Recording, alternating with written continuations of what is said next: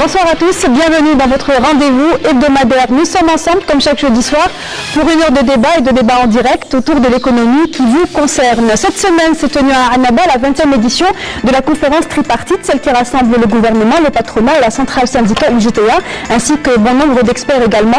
L'occasion pour nous, ce soir, de vous éclairer sur cette rencontre, présentée comme étant l'événement économique phare et censé évaluer et apporter chaque année des solutions aux enjeux socio-économiques du pays. Est-ce que cette tripartite répond aux attentes des citoyens et au monde de l'entreprise, des entrepreneurs? Que retenir de cette dernière tripartite, la 20e édition, sachant qu'elle s'est tenue en début de semaine dans un contexte financier très difficile, très tendu. Voici donc le sujet du débat de ce soir et c'est avec vous, messieurs, que nous le faisons. Bonsoir et merci d'avoir accepté notre invitation. Voilà Marrakech, bonsoir. Vous êtes le président du CAP, la Confédération algérienne du patronat. Merci d'être avec nous. À votre côté, Abdelatif Hamamda, bonsoir. Bonsoir. Vous êtes le président de l'Union nationale des jeunes investisseurs, l'UNGI, Wilaya d'Alger. Merci d'être avec nous. À vos côtés, M. Salah Ad-Din Abdesmed, bonsoir. Vous êtes l'un des vice-présidents du Forum des chefs d'entreprise. Merci d'être avec nous. À ma gauche, M. Mohamed Jamaldin Barli, bonsoir. Vous êtes le secrétaire général de la Fédération nationale des jeunes entrepreneurs.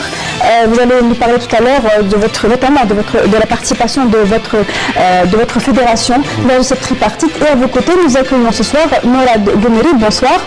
Vous êtes professeur associé et enseigné dans plusieurs universités à travers le territoire national. Nous parlons donc ce soir de la 20e édition de la réunion tripartite, une rencontre qui a abouti notamment sur la création d'un comité de suivi des projets d'investissement. Une rencontre également qui, il faut le dire, permet au gouvernement de nous éclairer sur des données macroéconomiques du pays. Notre reporter Abdelmajid Belkassi s'est déplacé à Annaba. On écoute son reportage et on revient tout de suite après pour le décryptage. Placer l'entreprise au cœur de toute préoccupation avec la dynamisation du partenariat public-privé, la décentralisation de la décision économique, la formation et mise à niveau et facilitation de crédits bonifiés.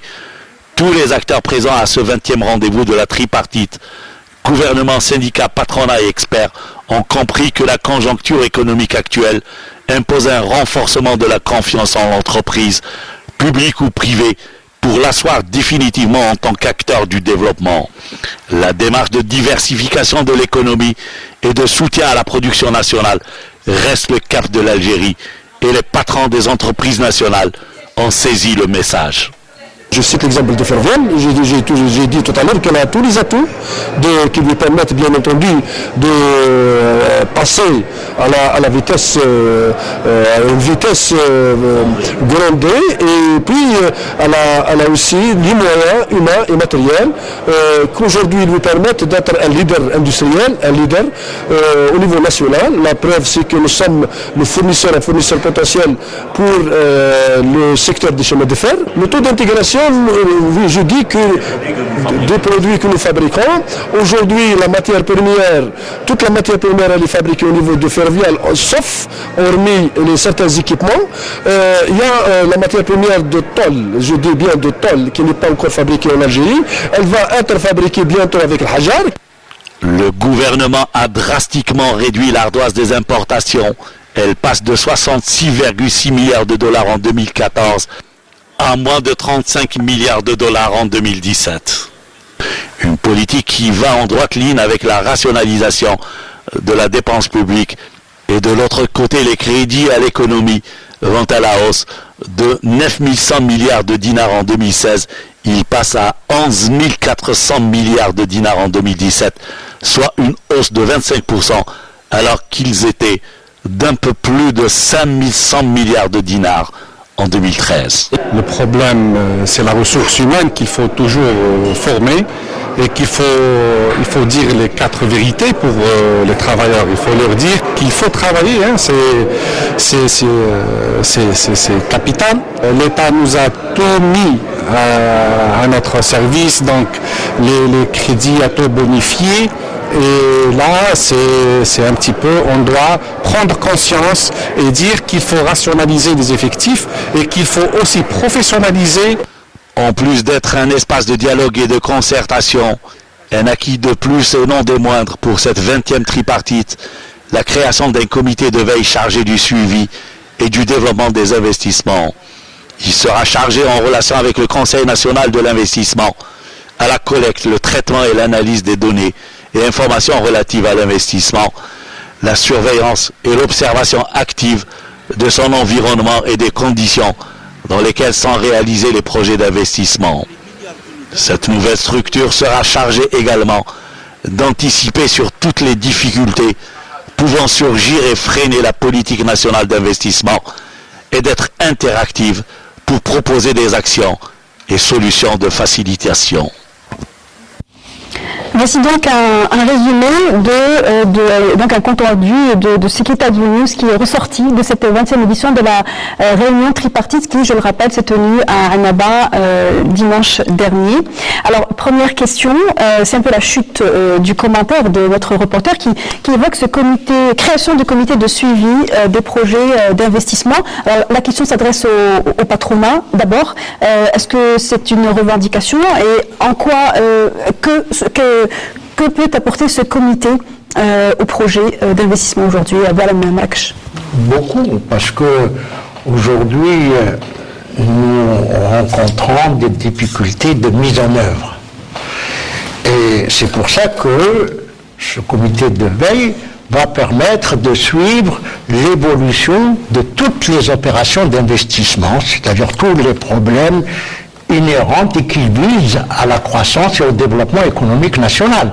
Donc, il y a même, je dirais même, qu'il y a même ailleurs des outils qui permettent de suivre pas à pas l'évolution des difficultés d'investissement pour les opérateurs. Donc, c'est important. Sachant qu'avant, cela était fait par le Conseil national de l'investissement, c'est bien ça? Oui, non, mais le plus important, c'est qu'aujourd'hui, nous allons rentrer dans une démarche de mise en œuvre d'une action nouvelle par rapport à tout ce qui se fait de nouveau depuis un certain nombre de temps.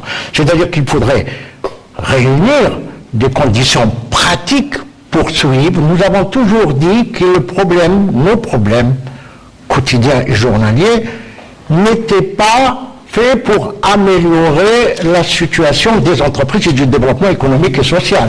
Donc aujourd'hui, autant le dire, ça va minimiser. On va avoir une vision directe. Et vérifier si les lois, si les dispositions sont appliquées sur le terrain finalement, puisque c'est l'application qui est le problème. Aujourd'hui, cela constitue un des moyens de suivi potentiel pour exploiter à bon escient l'ensemble de l'action. Évidemment, ça ne règle pas tous les problèmes. Votre point de vue, à Salah Haddad Abbasmad? Si on est tous d'accord aujourd'hui sur le diagnostic, la nécessité d'une diversification de notre économie qui passe aujourd'hui par deux impératifs. Un encouragement total de l'investissement productif. Donc il faut qu'on réindustrialise l'Algérie. Il faut qu'on diversifie nos exportations et donc augmenter les exportations hors hydrocarbures. Cela passe par un climat des affaires qui doit être le plus positif possible. Si aujourd'hui on est tous également d'accord que le seul levier de croissance, de création de richesse, d'emploi et de richesse dans ce pays, c'est l'entreprise. Donc la nécessité d'avoir une cohérence dans les politiques économiques qui est totale. Ce comité vient aujourd'hui pour mener cette bataille pour l'amélioration du climat des affaires à un niveau encore supérieur. Pendant cette tripartite, c'est une revendication du patronat?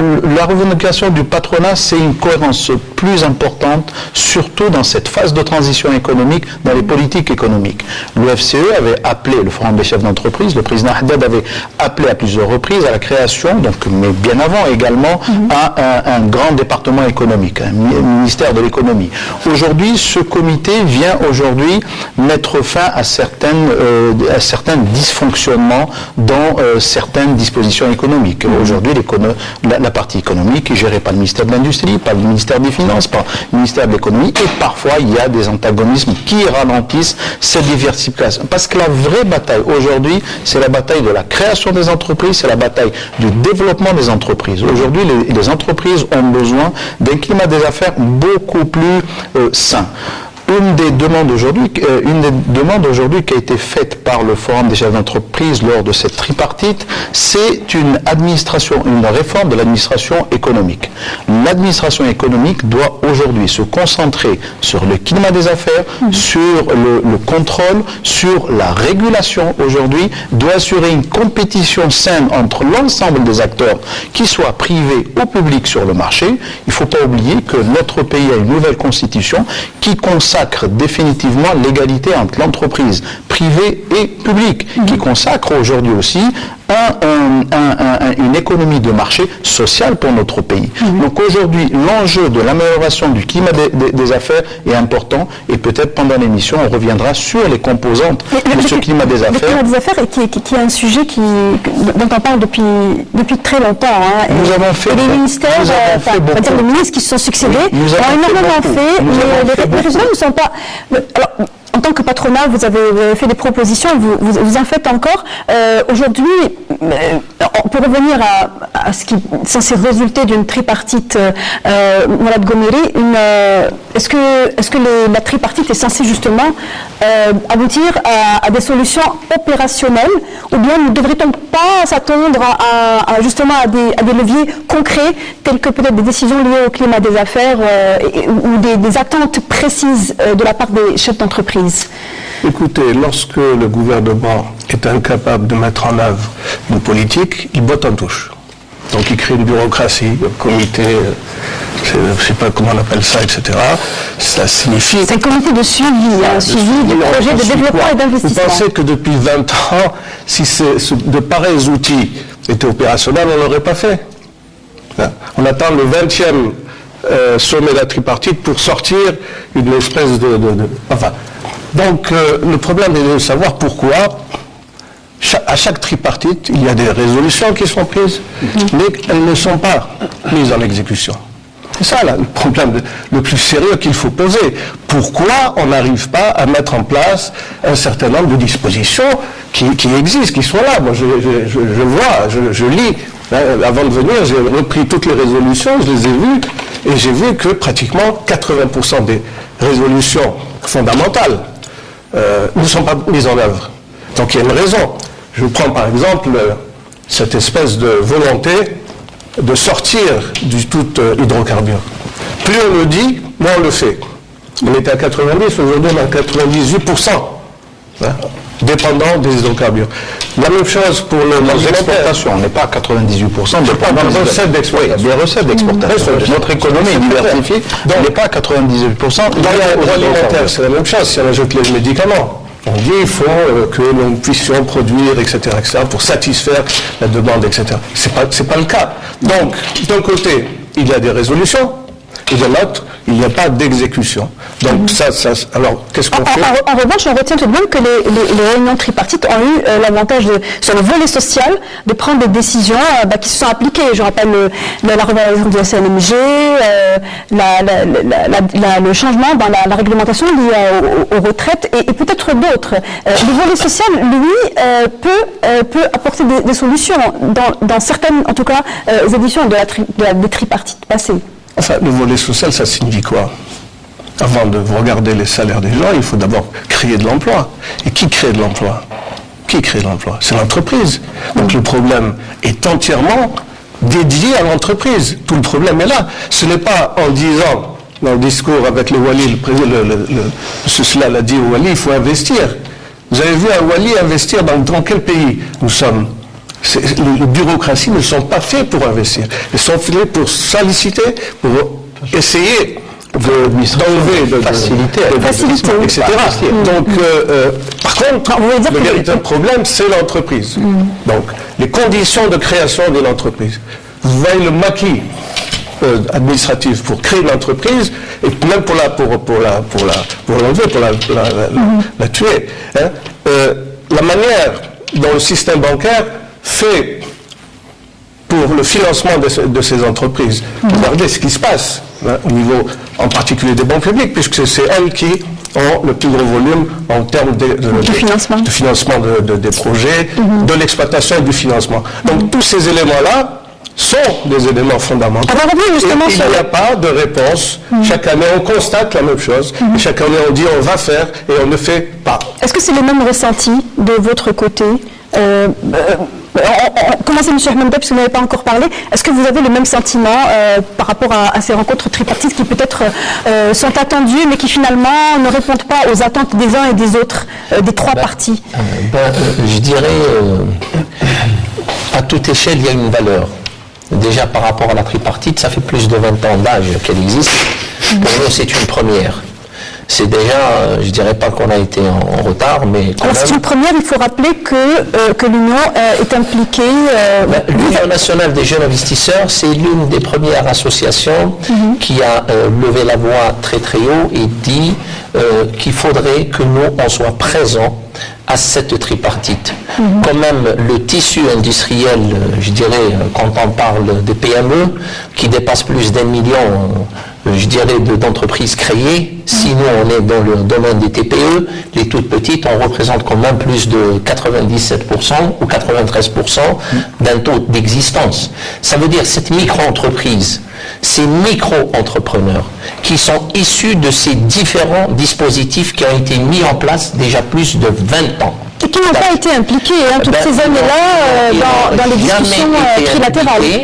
Et dire que c'est le tissu le plus important parce que c'est des petites entreprises qui sont familiales. Vous savez, la création de la micro-entreprise, quand elle est venue il y a 20 ans de cela, pour avoir un crédit, et je l'ai dit, je l'ai répété, je le répète toujours, il fallait déjà aller vendre le bijou de sa mère pour avoir l'apport personnel, et c'était l'entreprise familiale pour avoir les 4 millions et aller faire sa micro-entreprise et arriver à aujourd'hui. Aujourd'hui, je le dis... Vous attendez. C'est pas qu'il y a beaucoup d'attentes. Aujourd'hui, il y a des responsabilités qu'il faudrait qu'on mette autour d'une table et discuter l'avenir de cette micro-entreprise. Parce qu'il faut dire, sur 300, il y a 360 000 ou 370 000 micro-entreprises créées, quand même ça représente 30 ou 35% des valeurs des TPE sur les chiffres actuels énoncés. Ces micro-entreprises, ils sont là, ils ont une problématique et c'est une responsabilité claire qui devrait venir d'une manière réelle et se mettre autour de cette table. Parce que c'est autour de cette table qu'on a nos amis des entrepreneurs, les grands, dont nous on a besoin pour justement tisser ce climat. Pour évoluer. Et tisser ce climat d'affaires.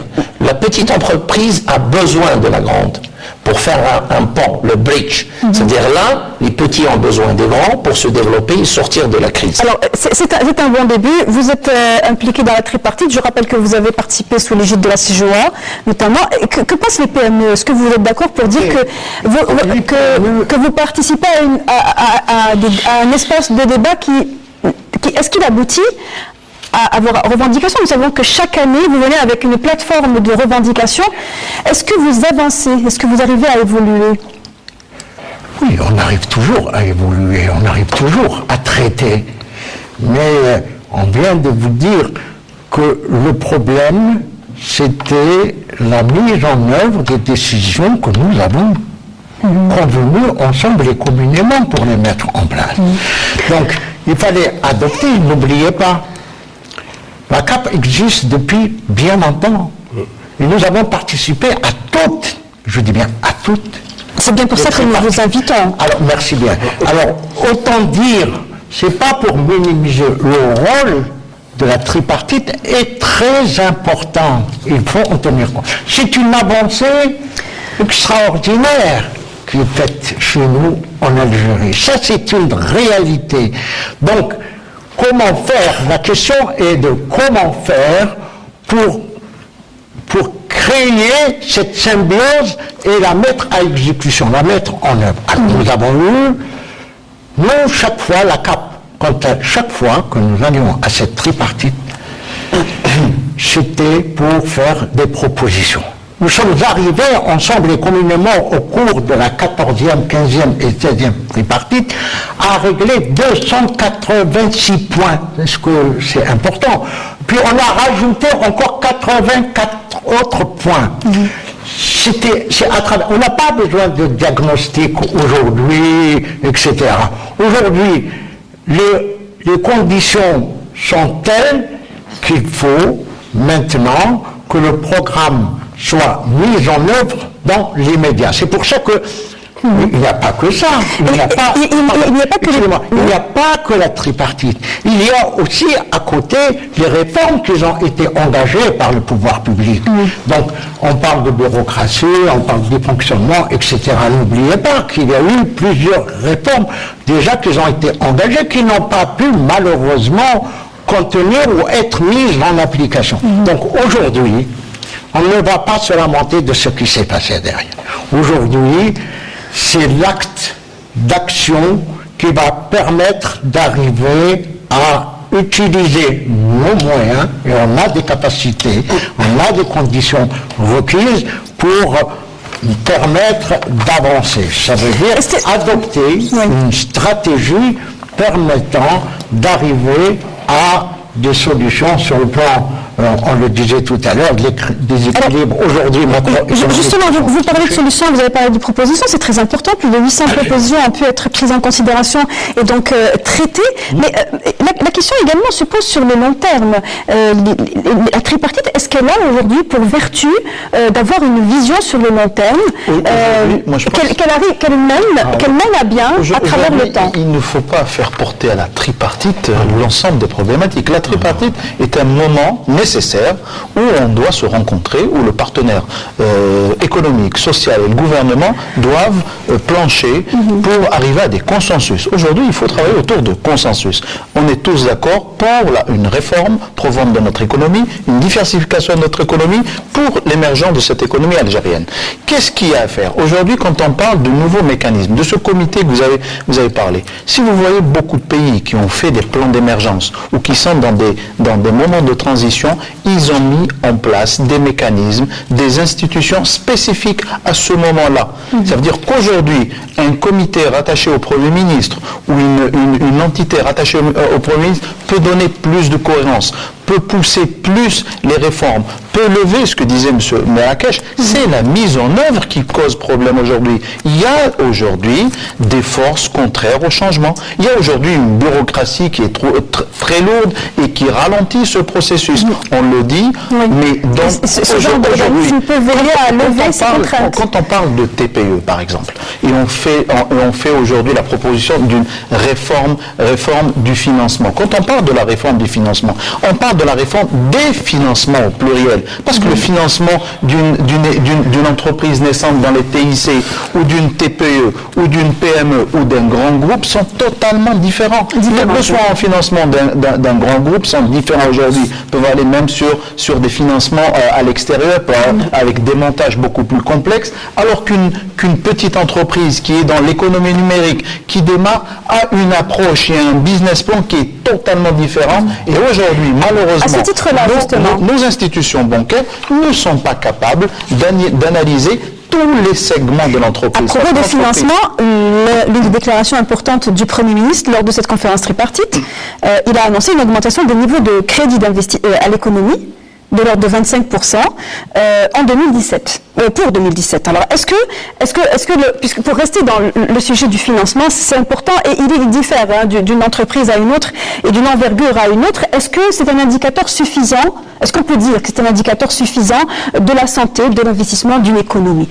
Une augmentation de 25%, comment devrait-on voir la chose? Dans le détail. Il faut avoir plus de détails sur cette augmentation, sur quel secteur, sur quel type d'entreprise. Aujourd'hui, on n'a pas ce détail-là. Ce qu'on souhaite, nous, c'est une réforme profonde de notre système financier. Aujourd'hui, il faut diversifier les outils, les adapter à la taille et aux besoins des entreprises qui ne sont pas les mêmes.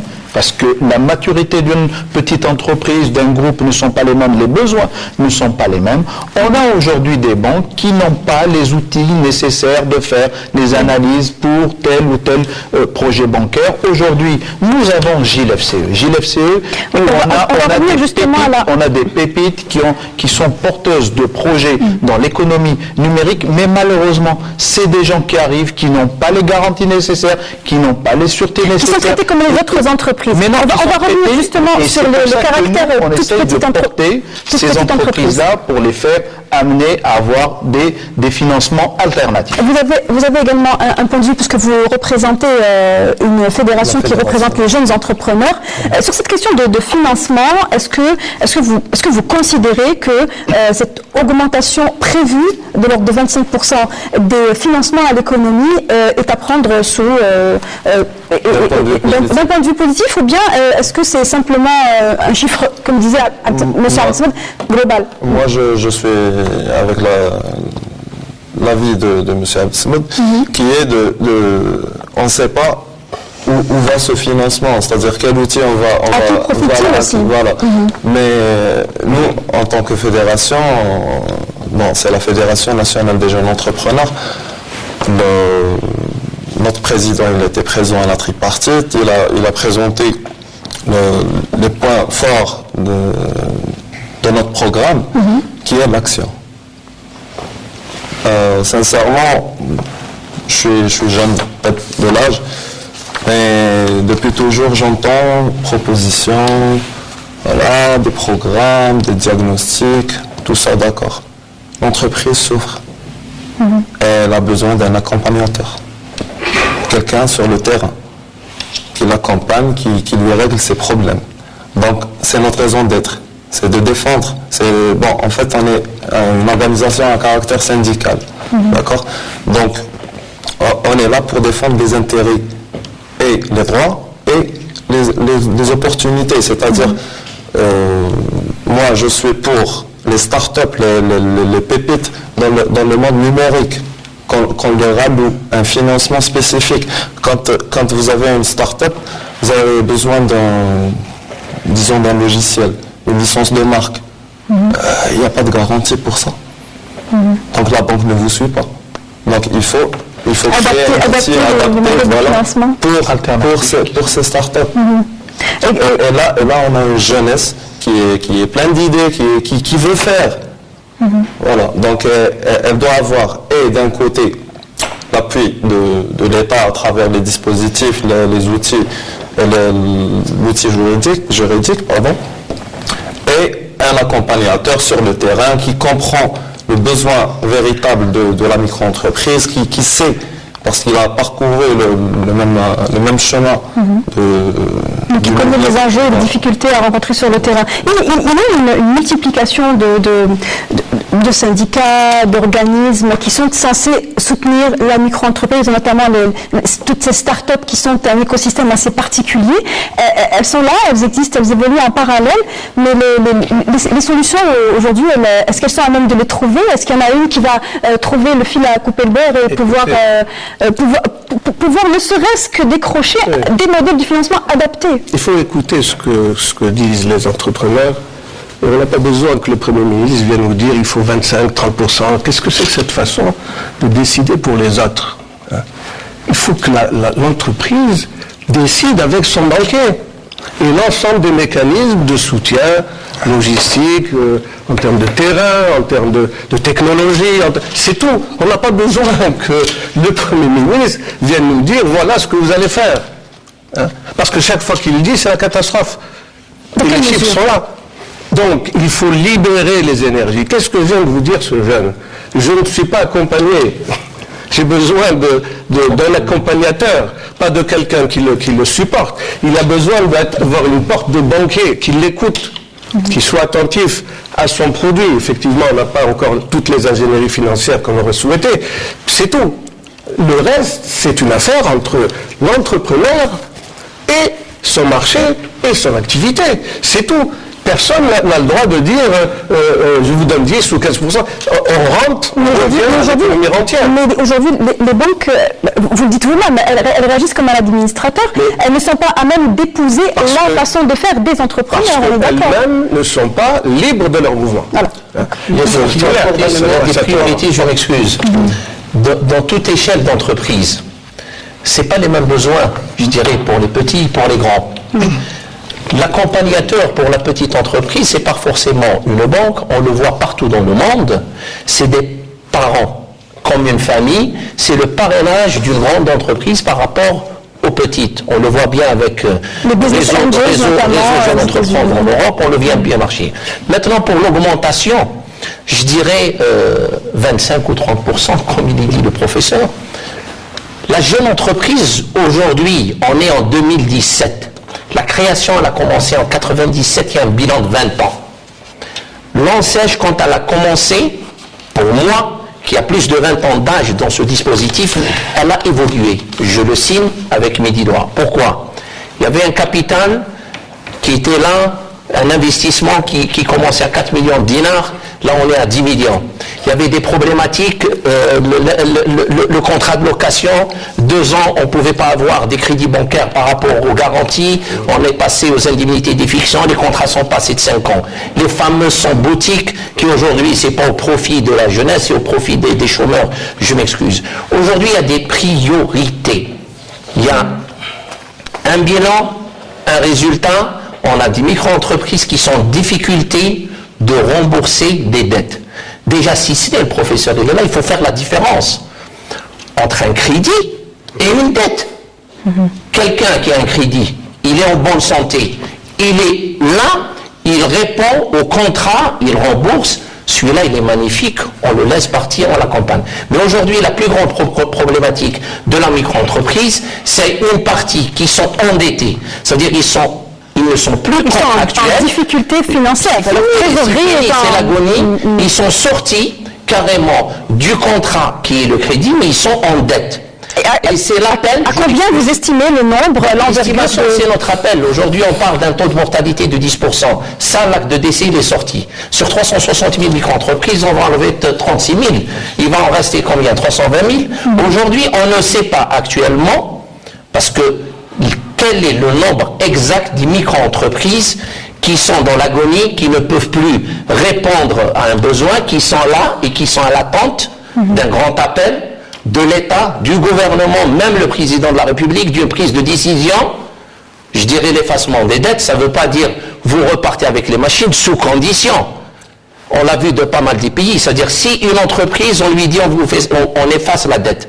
Ça ne veut pas dire que le gars il est propriétaire de son établissement, mais on lui implique une relance de sa propre machine industrielle en lui disant ok, on peut effacer cette dette, tu dois repartir avec ta micro-entreprise en faisant des emplois et tu dois donner des résultats sur les 4-5 ans qui vont venir. Est-ce que ce qui est demandé a déjà été consenti pour d'autres types d'entreprises? On parle d'effacement de dette, non pas de rééchelonnement. Donc je pense que l'objectif aujourd'hui essentiel, c'est de dire et de se poser la question, avons-nous un système financier et bancaire?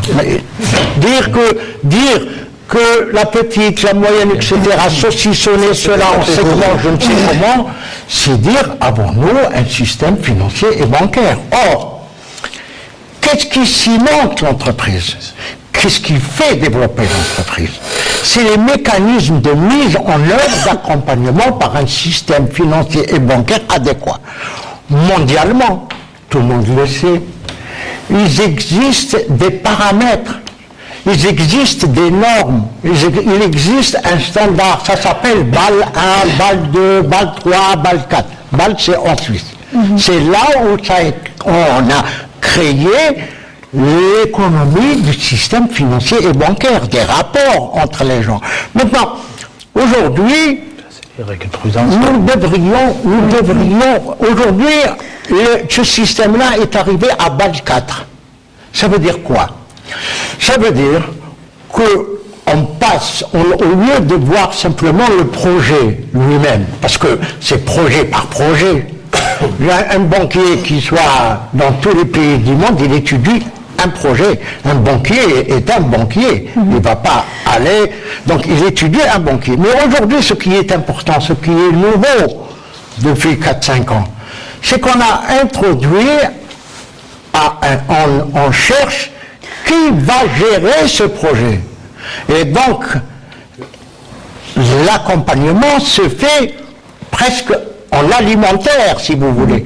Donc il y a des bases, il y a des fondements, Il y a, c'est cela les que idées, j'ai demandé. les idées ne manquent pas. Finalement, là, vous êtes en train de pointer du doigt la ressource humaine, bancaire notamment, les personnes qui aient la formation, qui aient la capacité d'accompagner les projets de manière et d'étudier et ne pas refuser d'emblée et peut-être trouver des solutions et ne pas arriver jusqu'à l'effacement. Mais vous, en tant que patronat, ce sont vos propositions phares. Sur la place bancaire algérienne. Quand on appelle à une réforme financière, aujourd'hui, on appelle à une réforme bancaire. Aujourd'hui, vous trouvez normal qu'une économie de marché, il n'existe pas une banque privée de capitaux algériens. Vous ne pourrez pas citer un seul pays au monde où il n'existe pas une banque de capitaux privés dans un pays qui se dit dans une économie de marché. Aujourd'hui, l'expérience a été faite et elle a semble-t-il stigmatisé. Mais madame, donc s'il y a un accident sur l'autoroute, vous fermez l'autoroute, on n'utilise plus l'autoroute. C'est bien ça. Donc c'est une erreur sur un secteur. Heureusement, qu'ils se sont trompés que sur la banque. Donc si il y a eu d'autres erreurs sur d'autres secteurs, on aurait fermé tous les autres secteurs. Non, ça ce n'est pas un argument.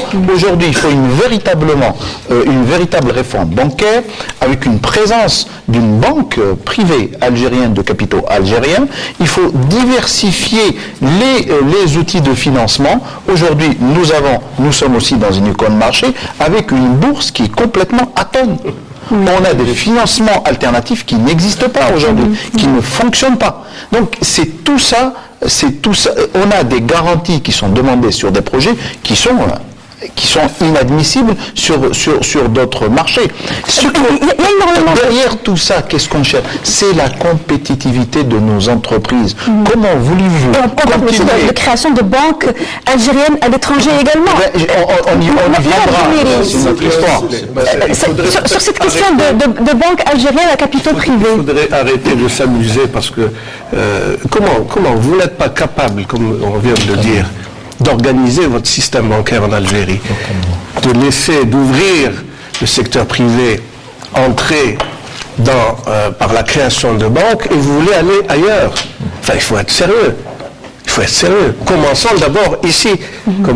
C'est vrai qu'il y a eu l'affaire Khalifa. Et alors est-ce que c'est... D'abord, ça justifie la situation actuelle. Et puis, si maintenant on rentre dans le détail de cette affaire, il faut voir qui en est responsable. Les responsables, ils sont connus, puisque condamnés. Donc, aujourd'hui, vous ne pouvez pas prétendre avoir une économie de marché compétitive sans que vous ne libériez l'entreprise. Or, chaque fois qu'il y a un problème, on apporte une solution administrative. Ce comité, demain on va créer je ne sais pas quoi, etc. On n'a pas besoin de tout cela. Mais la solution, selon vous? Il faut laisser les entreprises, avec les banques, avec le marché, etc., s'organiser. Libre, mon fils. Bien sûr, bien sûr. Alors, vous n'allez pas apprendre à un industriel son propre métier. D'abord, il ne vous le demande pas. Il est capable de faire. Moi, j'ai eu des gens qui venaient de l'étranger et voulaient investir. Vous savez qu'est-ce qu'ils me posaient comme question? Est-ce que vous avez un juge indépendant? Les Américains, le Conseil d'affaires américain.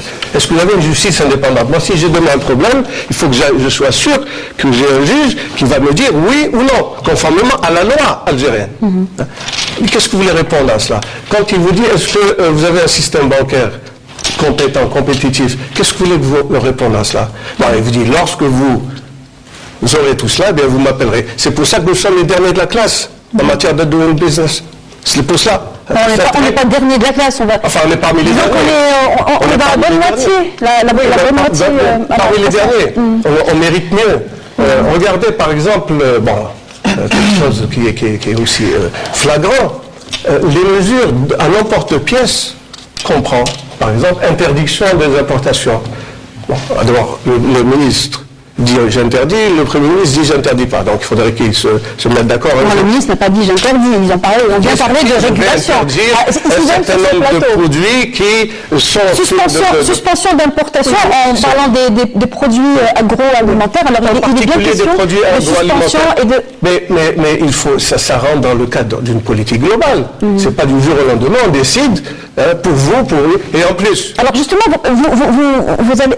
vous allez dans le bon sens, puisque ma prochaine question porte sur les importations, les bonnes ou les mauvaises. Alors, on annonce une réduction de l'ordre de 30 milliards de dollars d'importation pour 2017. La question, je vais la poser ainsi. Je veux dire, est-ce que d'abord c'est possible de réduire autant en si peu de temps? Et ensuite, est-ce que c'est à prendre positivement, en sachant que l'essentiel de ce que l'Algérie importe, c'est du bien d'équipement et ça concerne des activités industrielles stratégiques, on pense à la Sonatrach notamment. Et est-ce que c'est positif de dire nous allons diminuer d'un temps en si peu de temps? On va commencer par vous, monsieur Barli. Oui, bon, moi je suis dans le monde de la TPE, d'accord. Ce que je trouverais bien, c'est qu'on augmente, disons, les importations de la matière première et à travers un tissu de catégories, c'est-à-dire si on a les grandes entreprises, les PME et les micro-entreprises, la micro-entreprise sous-traite et co-traite avec la PME avec le grand groupe, lui il a de la logistique. On appelle de sous-traitance. Voilà, donc lui il a la logistique, il peut exporter. Moi je pense qu'on devrait aller beaucoup plus toujours vers l'action. Vers l'action et comment on appelle ça, faire appliquer ce qui a été prévu. Monsieur tout à l'heure disait que 80% des décrets ou des notes ou des décisions, elles ne sont pas appliquées. Et c'est ça notre problème, en fait. C'est ça notre problème. Et la mise en application. Voilà, donc, pardonnez-moi, madame. Rapidement, il nous reste 15 minutes. Pardon. Juste pour revenir sur le point de financement, moi je pense qu'on a besoin de jeunes qui travaillent. On a besoin d'entreprises qui travaillent. C'est pas à chaque fois. Moi, si je vais chez mon père, je vais lui demander de l'argent à chaque fois. Une fois, il me donne pour travailler. Après, je vais pour des raisons X ou Y, je vais pas pouvoir rembourser. Je vais pas lui dire efface-moi ma dette chaque fois. D'accord. Je sens que vous voulez revenir sur l'histoire de l'effacement de dette, mais on va passer à autre chose. La question des importations, votre point de vue sur les importations, possible de diminuer de 30 milliards de dollars pour 2017 à 30 milliards. Oui, bon, non, arriver à 35 milliards de dollars en 2017. Milliards de dollars, on parle d'importation. Et aussi, est-ce que c'est un indicateur positif? Sans les services. Oui. Allez-y. Moi, je pense que tout dépend de la stratégie qu'on veut mener. Nous sommes intervenus au cours de cette 20e réunion de la tripartite en disant d'abord instaurant la confiance entre les uns et les autres. C'est ce que nous avons dit. L'Algérie a toutes les conditions, je dis bien rempli toutes les conditions pour moins importer. Maintenant, moi, je ne peux pas vous dire si c'est 35 milliards. C'est pas moi qui dirige. Moi, je dis qu'aujourd'hui, nous avons toutes les conditions. Toutes les conditions de réussite. Nous avons toutes les conditions. Les bonnes décisions pour contenir les importations. Pardon? Vous voulez dire que le ministère du Commerce, notamment, a pris de bonnes décisions pour contenir les importations? Moi, je suis... les outils sont en train d'arriver. Dans tous les pays du monde. Dans tous les pays du monde. L'incidence des importations influe gravement sur la production nationale. Ça, c'est clair, c'est net, etc. Je ne peux pas dire... Monsieur, écoutez, rentrez dans une importation. Non, moi je dis qu'aujourd'hui, il faut être ferme dans les décisions. Si le pouvoir public affermisse encore cette vision et cette démarche, il va y avoir des résultats. Je dis qu'aujourd'hui, on a engagé trop de dépenses publiques d'une manière inconsidérée. Il faut rappeler que le trésor public appartient à tous les Algériens et que cette potentialité doit revenir à tous les Algériens. Donc, alors, je pense qu'on a compris, je pense qu'on a compris votre point de vue, Monsieur Hamda. Est-ce que les décisions sont les bonnes et permettront d'arriver à contracter les importations? Le problème, c'est pas si c'est la bonne décision. D'abord, ça doit profiter à qui? À qui? Le consommateur, c'est le citoyen. Moi, je trouve que c'est inconcevable qu'on a des produits boursiers qui ne changent pas en termes de valeur à l'extérieur et qu'on retrouve aujourd'hui la banane à 1000 dinars.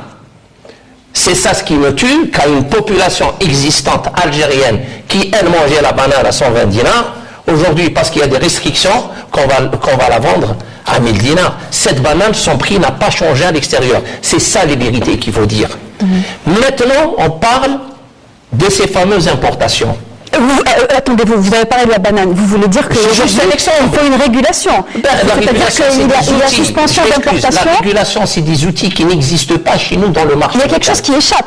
Beaucoup de choses. Les 1000 dinars, donc c'est immédiat. Le citoyen qui nous écoute, les citoyens qui nous écoutent, c'est une réalité qui est sur le marché. Mais ce qui est incroyable aujourd'hui, c'est qui en profite. Voilà. Qui en profite, ça c'est pas nous qui donnons les agréments. La question est, il faut faire la différence entre le statut de l'importateur et le statut de l'industriel, du tissu industriel. Si on doit minimiser, dire voilà, les exportations vont... Est-ce qu'on est capable de donner à ce citoyen la différence qui existait? Et on dit d'accord, on l'enlève. Il faudrait qu'il y ait un tissu industriel qui est capable de remettre la balance à niveau. Et ça, il faut un temps. C'est pour ça qu'on dit, on y arrive à 30 millions. C'est pas du tout de suite. Oui, pour nous, il faut regarder ça de deux points de vue. Le premier point de vue, il y a des impératifs budgétaires et le gouvernement a des impératifs budgétaires et un cadrage budgétaire sur lequel il a travaillé et pour une fois une visibilité jusqu'en 2019. Ce qui est important aujourd'hui de savoir, c'est qu'est-ce que rapporte l'entreprise. Il y a des chiffres aujourd'hui qu'il faut mettre en avant. Aujourd'hui, on a des secteurs qui émergent. Le secteur agroalimentaire qui émerge et qui commence à avoir des acteurs significatifs, des acteurs régionaux. On a un secteur de la pharmacie, le pharmaceutique aujourd'hui. On a une véritable plateforme industrielle en Algérie. On arrivera très bientôt à couvrir 70% de nos besoins et on pourra exporter des produits.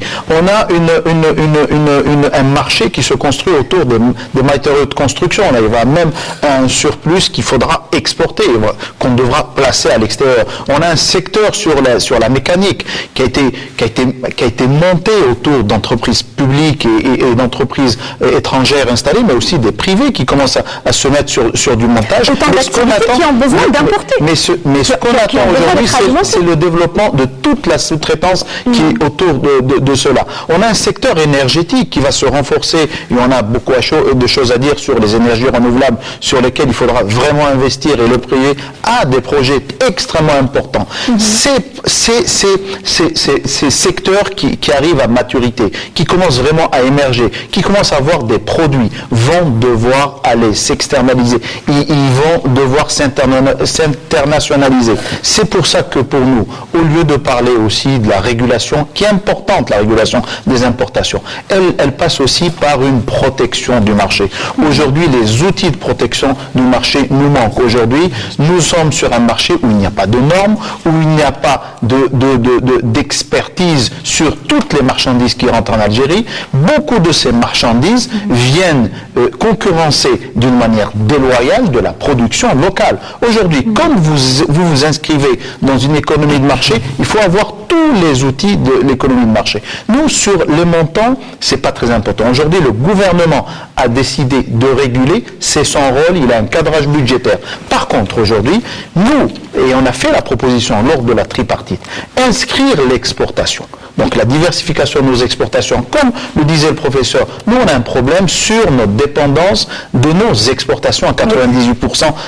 Aujourd'hui, nous avons la capacité sur un certain nombre de secteurs d'avoir une offre exportable et une offre surtout exportable sur l'Afrique. Nous devons inscrire l'Afrique comme priorité stratégique de notre pays et on a proposé la mise en place la mise en place d'un comité national pour l'Afrique. Pour la FCE. Oui, mais c'est pas que nos appels. Ça, aujourd'hui, ils sont reconnus par une grande partie des acteurs locaux. Le succès du dernier sommet africain, les conteneurs d'Algériens qui sont déjà en Afrique, qui ont signé des conventions il y a 2 mois, les produits sont en Afrique. C'est pas du blabla. Alors, il faut peut-être revenir à l'essentiel. Encore une fois, les petites mesurettes que je viens d'entendre ne font pas une politique. On n'a pas de vision stratégique à moyen et long terme. Vous parlez de quelles mesurettes Toutes ces mesurettes d'interdiction, de ceci, de cela, ce sont des signes avant-coureurs d'une non-maîtrise générale. Il n'y a pas de vision à moyen et long terme. Il n'y a pas de stratégie. Donc, quand il y a un déni de réalité, vous savez qu'il n'y a pas si longtemps, on disait qu'il n'y a pas de crise en Algérie. Il n'y a pas de crise, il n'y aura pas de crise en Algérie. Et quand on était en pleine crise, on a dit, bon, on va faire ceci, on va faire cela, on va diminuer. Bon, donc c'est une espèce de panique générale qui s'est... Alors que normalement, on aurait dû avoir des stratégies à plusieurs tiroirs. Et en fonction de la conjoncture, prendre l'un ou l'autre. Hein. C'est comme ça qu'on agit. On a tout fait, il n'y a pas si longtemps, pour des raisons idéologiques, mais on veut un instrument de planification. C'est vrai qu'on ne va pas revenir à la planification bureaucratique et centralisée des années 70. Il n'est pas question. Mais on doit avoir une vision sur le long terme. Et pour ça, il faut des outils.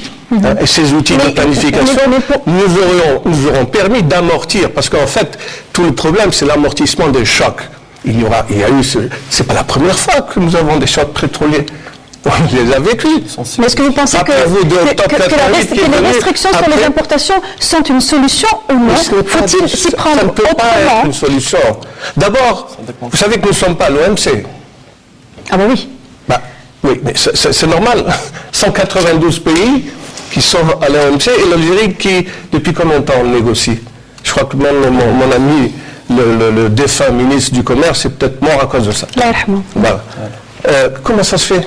Comment se fait-il que nous avons une chaise vide au sein d'une organisation aussi importante? Et d'autant plus qu'on dit on va exporter. On a cette prétention. Bon. Mais aujourd'hui, il y a une urgence. On est d'accord pour dire qu'aujourd'hui, il y a une situation d'urgence, de difficulté extrême, et qu'il faut parler au plus urgent. Le plus urgent étant, semble-t-il, celui de... Quand vous dites une situation d'urgence, ça veut dire que vous n'avez pas de capacité d'anticipation. C'est ce que ça signifie. Il ne faut pas attendre que ça vous tombe sur la tête pour dire je vais faire ça. Il faut avoir des capacités d'anticipation pour pouvoir chaque fois pallier. Hein. C'est comme ça, c'est la résilience. On est actuellement dans un système où on navigue à vue. On navigue à vue, on est en train de prendre une mesure là, d'essayer. Il n'y a plus d'évaluation. Vous savez qu'au CNES, on avait une commission d'évaluation des politiques publiques. À l'époque de Sénateur Berrahman, c'était une des grandes commissions. Moi, j'étais président de la commission économique, de développement économique, et à côté de nous, on regardait les gens venir, les ministres venaient décliner l'ensemble de leurs mesures. Et on assurait un peu la cohérence globale. Tout cela a été liquidé. Le CNES ne produit plus de rapport sur l'évaluation des politiques publiques. On ne sait pas ce qui se passe. On prend des décisions, mais on ne les évalue pas. Comment? On a fait l'emploi des jeunes. On ne s'arrête pas à un moment donné de dire, tiens, on va faire le bilan de ce on a fait, je ne sais pas quoi, dans l'industrie, dans ceci. On ne s'arrête pas un jour et on dit, tiens, on va faire le point de cette situation et on va voir qu'est-ce qui marche, qu'est-ce qui ne marche pas, comment régler, etc. En parlant de stratégie, Mourad Ghomiri, un dernier point que je souhaiterais évoquer avec vous ce soir, qui est également retenu notamment par la presse et des propos du Premier ministre concernant les secteurs d'activité. Alors, on parle de vision, de stratégie industrielle et on parle d'activités prioritaires. On en a parlé durant les précédentes tripartites, d'activités ou de secteurs stratégiques à avantager. Et puis, bon, le Premier ministre disait en début de semaine lors de cette rencontre tripartite qu'il y avait trop de minoterie, qu'il y avait trop de cimenterie, qu'il y avait donc des activités où il y avait une prédominance. Est-ce que cela veut dire qu'il va falloir revoir la stratégie industrielle? Est-ce qu'on a été dans le mauvais chemin et que maintenant il faut tourner Kazakh? Monsieur Hamamda. Notre professeur, il a bien employé le terme planification. l'un des plus grands tissus industriels qui n'a jamais existé, je dirais, en nord africain, c'est le textile qui nous appartenait. Où il est? Où il est? La maroquinerie. Où elle est? Oui, Je m'excuse. nous parlons du futur. Le futur, Parce qu'il nous reste justement. beaucoup de temps, en fait, le Premier ministre que j'ai bien entendu, il a parlé de la notion de compétitivité. Que nous, l'Algérie, nous ne sommes pas compétitives par rapport à des marchés américains. Les États-Unis sont plus de 260 millions d'habitants. On va parler de la Chine, mais nous, on reste l'Algérie. Nos voisins, qui sont-ils? Le Maroc et la Tunisie. Tous les réassorts, le textile est fait chez eux. Comment nous, on n'arrive pas à exporter? Moi, je dirais que c'est criminel. Mais L'énergie, ça coûte il y a des moins cher. secteurs où il est moins efficient pour un État ou pour un autre. Enfin, on n'est pas obligé de tout faire non plus. On est d'accord. Disparu de plusieurs Voilà, il y a- Moi, si vous permettez 2 mots, parce qu'il ne nous reste pas beaucoup de... Aujourd'hui, on a des secteurs qui émergent. On va citer 4-5. L'électronique, l'électroménager. Est-ce que vous connaissez un autre pays où les 2 premières marques sont des marques nationales? Je vous défie de le trouver. Aujourd'hui, on a un secteur qui a, c'est vrai qu'il a émergé de nulle part, mais il existe.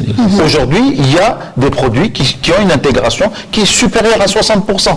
Aujourd'hui, il nous faut construire nos marchés. Et les mesures ont été prises les en marchés loi ne de sont finances, pas notamment pour construits. protéger les Construire produits. nos marchés. Ça, c'est le vrai rôle de l'administration économique. Voilà. Le deuxième, je continue mon idée, s'il vous plaît. Non, je protection. continue. Cette espèce de protection artificielle qu'on est en train de faire, qu'on est en train de mettre, va diminuer de notre compétitivité. Vous savez, il n'y a pas Vous pire... avez coupé l'idée, professeur. Je voulais juste finir par construire de marché et l'information économique. Oui, bon, l'information économique est capitale. Mais la donnée est importante. La donnée économique doit être à la portée de n'importe quel investisseur. Moi, j'ai mes capitaux. Si j'ai envie d'aller investir dans un secteur qui est saturé, je sais faire l'analyse de risque à mon niveau. Je ne vais pas aller. Mais quand je n'ai pas d'analyse, quand je n'ai pas d'idée, eh bien, je suis le mouvement. C'est ça. Construisons nos marchés pour permettre à ces secteurs de devenir plus forts, d'être vraiment représentatifs localement, mais d'aller plus loin. Et deuxième chose, l'information économique. D'accord. Ce sont là Mais la question, c'était surtout de dire, leviers est-ce que importants de l'administration économique. vous pouvez terminer votre idée. Non, je prends un exemple qui est catastrophique. C'est la consommation d'essence et de mazout en Algérie. C'est un Très scandale. rapidement, monsieur. Oui, non, mais c'est un scandale parce que on n'a pas pris la bonne décision quand il le fallait. Nous ne sommes pas dans une situation de mauvaise gestion en Algérie. La mauvaise gestion, c'est facile à réparer. Nous sommes dans une situation de non-gestion. Les prix artificiellement bas des carburants font que nous sommes en train de donner nos carburants au Maroc, en Tunisie, au Mali, etc., à travers les circuits mafieux qui se sont organisés par ce différentiel. Sur les 20 dernières années, si nous avions simplement augmenté de 10 centimes le litre, l'effet prix aurait joué son rôle.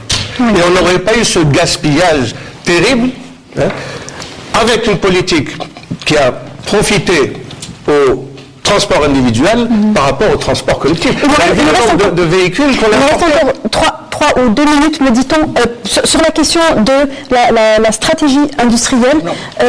Trop de symétrie, trop de minoterie, est-ce que cela signifie qu'il va y avoir un changement? Moi, je crois qu'il faut revenir aux fondamentaux, parce que là, on est en train de un peu parler de mesures, etc. Non, il faut revenir aux fondamentaux. Ça veut dire quoi? Ça veut dire qu'il est nécessaire aujourd'hui de placer en Algérie tous les moyens nécessaires pour répondre aux besoins du marché national. Ça veut dire quoi? Il y a une offre, il y a une demande. C'est l'abécédaire de toute économie quand même. C'est la règle qui s'impose à tout le monde. Aujourd'hui, en Algérie, le marché intérieur, et nous avons de la chance, justement, n'est pas saturé. Cette chance est inouïe. C'est le résultat d'un certain Donc il faut penser en local et non pas en externe, ou en international. Non, moi je dis... Et le représentant du FCE n'est pas d'accord, évidemment. Complémentaire. Oui, bon, c'est complémentaire, hein. C'est complémentaire. Au contraire, c'est lorsque vous allez maîtriser votre production et votre productivité que vous allez pouvoir être concurrentiel à l'extérieur. Et non pas. Donc, il nous reste encore une minute. Hormis cela, moi je pense que tout cela est connu et qu'aujourd'hui, il faut le reconnaître, il y a eu des avancées, il y a des idées qui se dégagent, etc. Mais aujourd'hui, ce que qu'on souhaite, ce que tout le monde souhaite, c'est qu'il y ait une transformation profonde de l'action qui est engagée. C'est celle-là le plus important. C'est tout le mal que nous vous souhaitons en tant que patronat. Il reste encore 30 secondes pour vous, pour les derniers mots, monsieur Barbier. Pour un dernier mot, ça va être très bref. Alors, nous avons le système financier, l'appareil administratif, l'indépendance de la justice. C'est les fondamentaux du climat des affaires. Après, maintenant, nous, en tant qu'organisation, nous voyons, nous sommes sur le terrain, il y a une volonté politique à aller de l'avant. Maintenant, il faut régler le problème de l'appareil administratif. C'est lui qui est relié à tous les problèmes qu'on a débattus.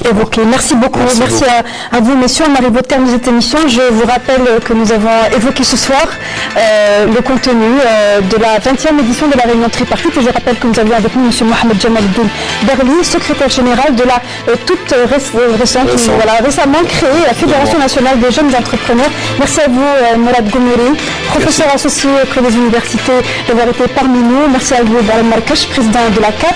Merci M. Abdelatif Ahmenda, président de l'Union nationale des jeunes investisseurs, et merci à vous M. Abdesmed d'avoir été parmi nous, vice-président du FCE. Vous pouvez revoir cette émission sur Canal Algérie samedi à partir de 11h, mais demain matin, vous pourrez la revoir en replay sur notre chaîne YouTube et en lien sur notre page Facebook. La semaine est courte. Très bonne soirée à tous.